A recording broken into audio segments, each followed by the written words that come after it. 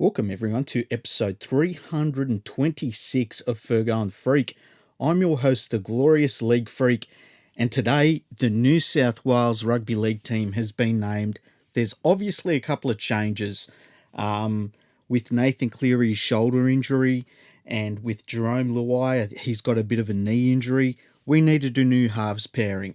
And so the New South Wales Rugby League has given us a new halves pairing. It was very nice of them to do that. So what I'm going to do is I'm going to read through the New South Wales team to begin with, and then I'll talk about some of the selections that they've made. So, fullback and captain is James Tedesco, Brian To'o and Josh Addo-Carr are the wingers once again. Latrell Mitchell and Tom Trbojevic are the centres once again. Our halves are Jack Whiten and Mitchell Moses. Our forwards are Daniel Saifidi, Junior Paulo up front. Damien Cook is the hooker. Cameron Murray, Tariq Sims, and Isaiah Yeo make up the back row. And on the bench, we've got Api Coruscant, Angus Crichton, Payne Haas, and Liam Martin. So there's been very minimal changes, really. We've just seen Api Coruscant come in onto that number 14 bench position for Jack Whiten. Whiten has gone into the starting side at 5'8", and Mitch Moses at halfback. Now, a lot of people on Twitter not happy that Mitch Moses is the halfback. And I went into this selection thinking that they would go with the South Sydney halves.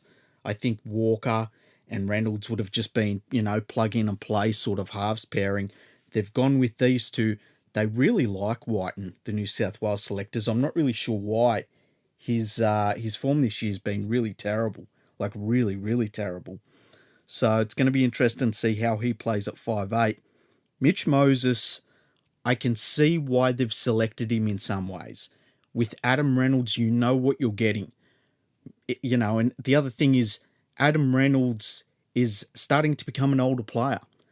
At least in this game, you've got a dead rubber, and you can see if Mitch Moses is up to state of origin level. Now, the thing about Mitch Moses that worries me is at club level, I don't think he's playing all that great right now. He's definitely one of those players that can go missing at times. When his team isn't on a roll, you can forget he's on the field. His kicking game is all right, but his game is really made around running the football. And when he's not involved, he's not running the football, and he's not a very good playmaker. He's not a very good on-field general. And so that worries me, but I want to see how he goes. I think if you'd had Reynolds and Walker in there, I would have gone into this game and thought, well, we're going for the win. Excellent. At least with this halves pairing, you kind of look at it and say, well, we're going to find something out about these players. Are these the players that we can rely on going forward if we have injuries to our first choice players? Api Coruscant off the bench, really good selection. It's going to be interesting to see if they use him. I mean, they're going to use him more than Whiten. There's no doubt. I don't know why Brad Fittler kept on selecting Whiten as one of the interchange players, because he hasn't really used him. I think what we'll see is Coruscant used a lot, and we could see a lot of running out of dummy half, especially in the second half of this game. And if Queensland are stuffed, New South Wales could slaughter them. But we'll see what happens. That's why they play the games. But interesting selections. I'm not totally upset with them going with Mitchell Moses. I know a lot of people are. I know his form is been so-so. But we'll see how he goes. That's all you can do. I like to know how players do at every level of the game. And this is a test for him. It's a big test. And it'll be interesting to see if he gets lessons out of this game too. You see a lot of players, when they get a taste of state of origin football, they go back to clubland, and you can see the difference in a lot of them. And I just wonder if we're going to see that with Mitchell Moses in this third game. Now, the Queensland team hasn't been named yet. That'll be named on Monday. I will do a separate podcast for that. It'll be a quick one, but I will run through their squad or team, or however they end up naming that team. We'll find out. Okay, on to the results this weekend. And normally we don't do results on the podcast because you know the results. But I want to see if you can see the common theme that's among these results this weekend, all right? So on Thursday, the Storm beat the Roosters 46-0. On Friday, we had a 19-18 game that went to the Dragons. That was a Golden Point game. It was messy, but it was Golden Point. It was fun. We had the Penrith Panthers winning 13 points to 12 in a very close contest in which Mitchell Moses just missed a kick to win the game after the siren had gone. So that was an interesting game. Then, Saturday, Super Saturday, we saw the Manly Seagulls win 66 points to 0 over the Bulldogs. We saw the Titans win 44 points to 6 over the Raiders. The Raiders were atrocious in that game. We saw the Knights win 38-0 over the Cowboys. And then on Sunday, we saw the Broncos get a pretty good win over the Sharks. And then we saw the Rabbitohs win 38 points to 22 over a West Tigers team that they really should have won by 60 points against. But the Rabbitohs went asleep. They do that in all of their games. They just go completely asleep for a good half hour. Not too many games there that were close.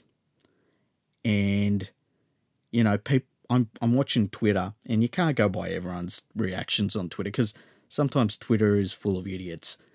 But a lot of people saying they don't like what they're seeing. They're paying less attention to games. They're switching games off.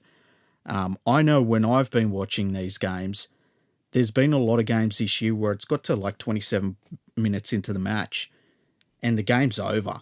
And I start messing around on my phone. And you'll see it. You'll see my tweet rating go right up because I'm just bored. I start talking about random things like how much better Penrith is than Wales or, you know, what makes a great player. A lot of talk the last couple of days about the rule set that we're playing under. A lot of interesting points of view. And, man, there's a lot of people that think we should go back to the 2019 rules. But there are some people that felt like that was just all wrestling and they would rather watch these sorts of games. I don't know about you. I'd rather watch contests.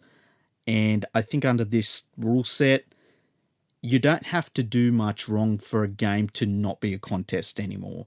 So, you know, we're seeing more and more blowout scorelines as the season goes on. And I guess as injuries kick in and teams have to use their depth a little bit more, and it's a little bit worrying. And, you know, you've got to wonder at what point do the people running the game decide that it's gone too far. We'll wait and see. I feel like we're going to get to the end of the season and they're going to make more rule changes, but they're going to roll back some of the ones they've been doing. All right, so something else I wanted to talk about this week was the use of Jason Taumalolo in the Cowboys team. Now, you all know how much I love Jason Taumalolo. He's an all-time great. He's probably my favourite player to watch in the whole NRL. And whenever he's playing for the Cowboys, they've been using him really sparingly, especially in the first half. He come from the field after 16 minutes in their game against the Knights. And part of me is, in my head, is screaming out, what are you doing? Leave him out there. Leave your best player on the field. But if you look at it from the 10,000 foot view, do I really want to grind out Jason Taumalolo's season in a season where the Cowboys aren't doing anything good? I don't think I do. I think I want to save his legs. You know, as long as he's getting time on the field, that's great. But you don't have to leave him out there for 80 minutes.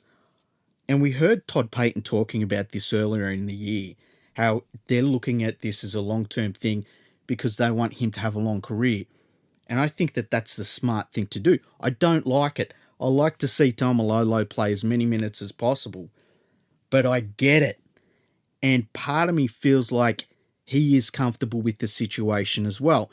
When he's asked about it, and when he talks about how he's used differently this year, he doesn't seem angry about it. He seems pretty cool with it all.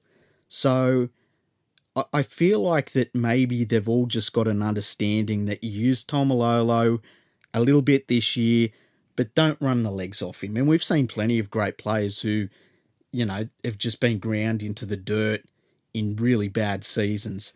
And it's been a real shame to see that happen. Don't want to see that happen to Jason Taumalolo.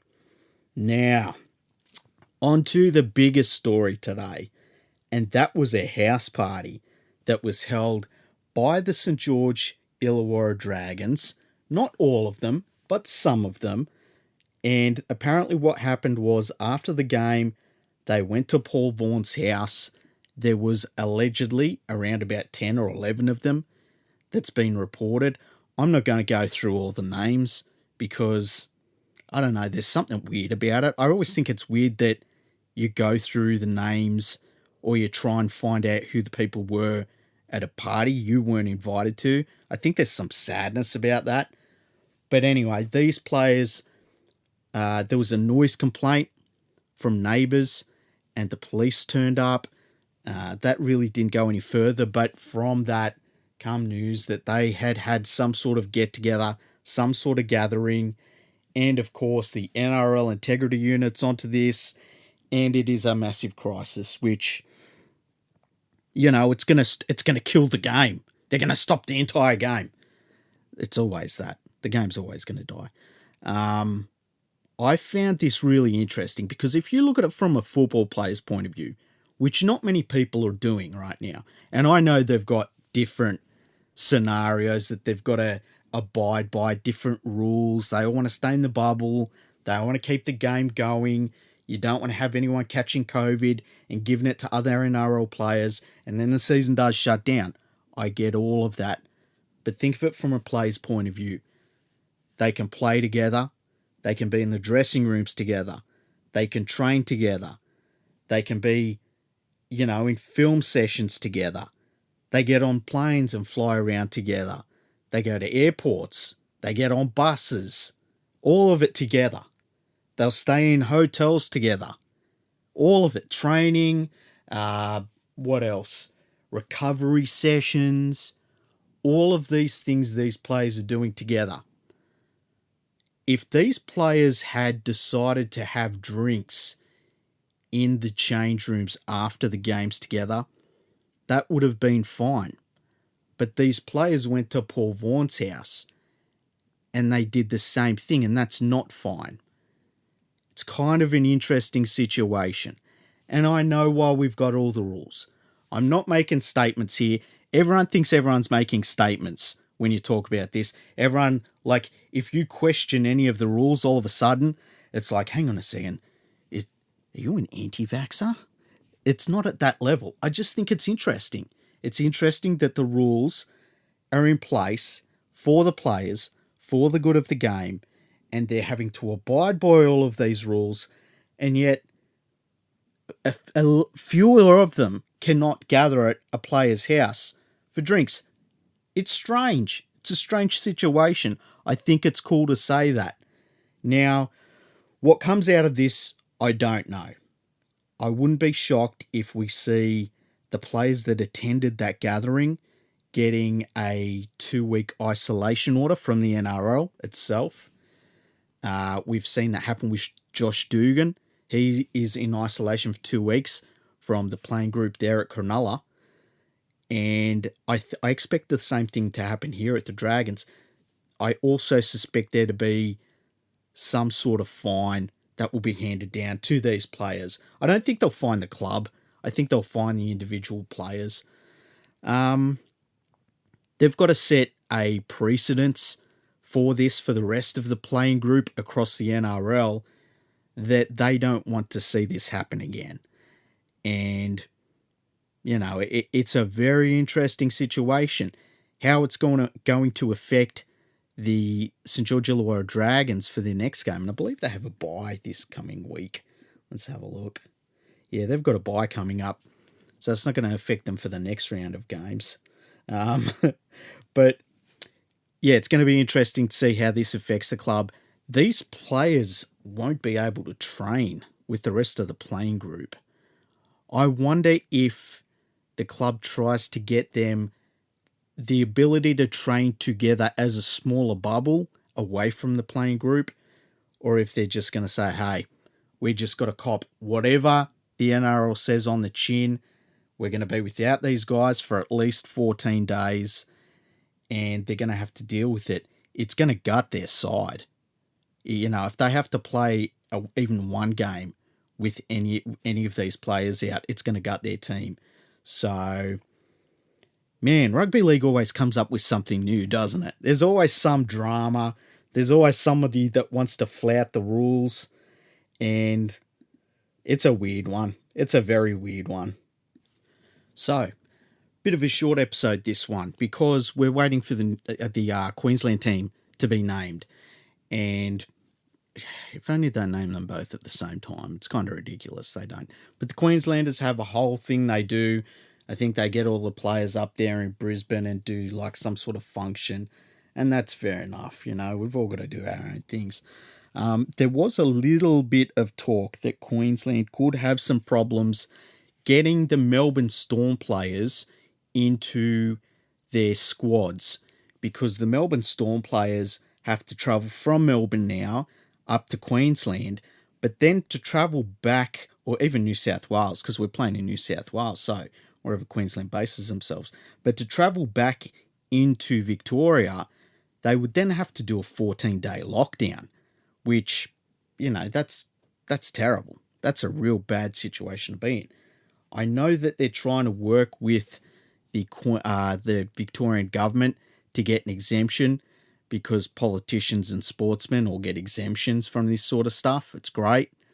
But we'll wait and see on that. So the only players that I think they might have an issue with, David Fifita could be suspended for the game. We'll have to wait and see how that turns out. He played really well for the Titans, I thought, but didn't, you know, it didn't do much for Queensland. So Queensland could have a tough time putting together their team over the next few hours. We'll wait and see. Anyway, thank you for listening to the podcast.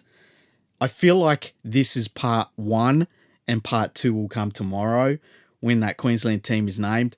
I will do a quick episode when that Queensland team comes out. I'll talk a little bit about it. It's not going to be a very long episode though, so don't expect like another 20-minute, half-hour episode out of that. If you enjoy all of our podcasts, please make sure you subscribe to everything, retweet all of the podcasts, like all the stuff, share it with your friends, tell your friends to have a listen.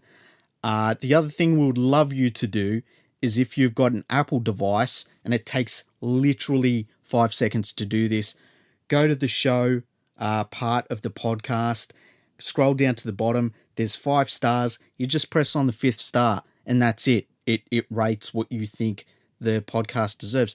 Give us 5 stars. I mean, come on, we give you podcasts all the time. If you want to support the podcast or any of my websites, go to patreon.com/League Freak. There's no space between League and Freak. You can start with $1 a month, which is nothing, but it means so much to me. All of the money goes towards all of the website costs that I've got, and any hosting costs we have, and obviously any equipment costs for the podcast. It all goes straight to that, just straight into it. So I am super appreciative of people that go and sign up for that. I've had a couple of new sign-ups the last few days, so thank you to those people. Patreon.com/League Freak. Go to leaguefreak.com. That's one of my websites. Go to NRLbreakingnews.com. That's another website. Quick snapshot of what's going on in rugby league. NRLrumours.com. I chuck all of the rumours that I hear on there. I don't make any of them up.